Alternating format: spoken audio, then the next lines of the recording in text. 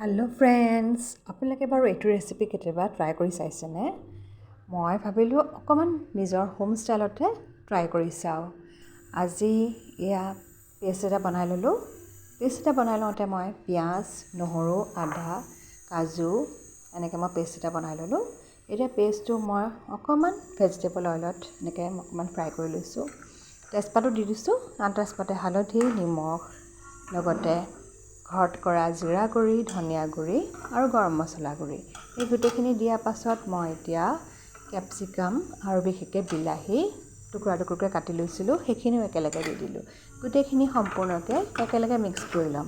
Mix কৰি লোৱাৰ পাছত যেতিয়া কালাৰটো অকণমান চেঞ্জ হ'ব তেতিয়া আন্দাজমতে পানী দি দিম আৰু আন্দাজমতে পানী দিয়াৰ পাছত অকণমান ঘন হ'বলৈ দিম। যিহেতু ঘন হ'লে অকণমান এটা স্মুথনেছ আছে, ক্ৰিমিনেছ এনেকুৱা টেক্সচাৰ এটা হ'ব, খাবলৈ ভাল লাগিব। এতিয়া মই কাটি লোৱা পনীৰখিনিও দি দিম, অকণমান ঠিক হ'বলৈ কাৰণে দিম। আৰু এইটো ৰেচিপি আপোনালোকে বাৰু কেতিয়াবা ট্ৰাই কৰি চাইছেনে? মোৰ কিন্তু বিৰাটেই ভাল লাগে আৰু ইয়াত মই চুগাৰ ফ্ৰীকৈ বনাইছোঁ। আপোনালোকে এইটো ৰেচিপি বনালে একেবাৰে ফ্ৰেছ পনীৰ ল'ব, যাতে খায়ো ভাল লাগিব আপোনালোকৰ।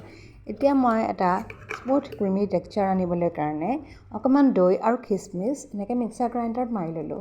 যিহেতু মই ইয়াত চেনি ব্যৱহাৰ কৰা নাই আৰু গুড় ব্যৱহাৰ কৰা নাই, আপোনালোকে চুগাৰ ফ্ৰীকৈ এনেকৈ খাব পাৰিব।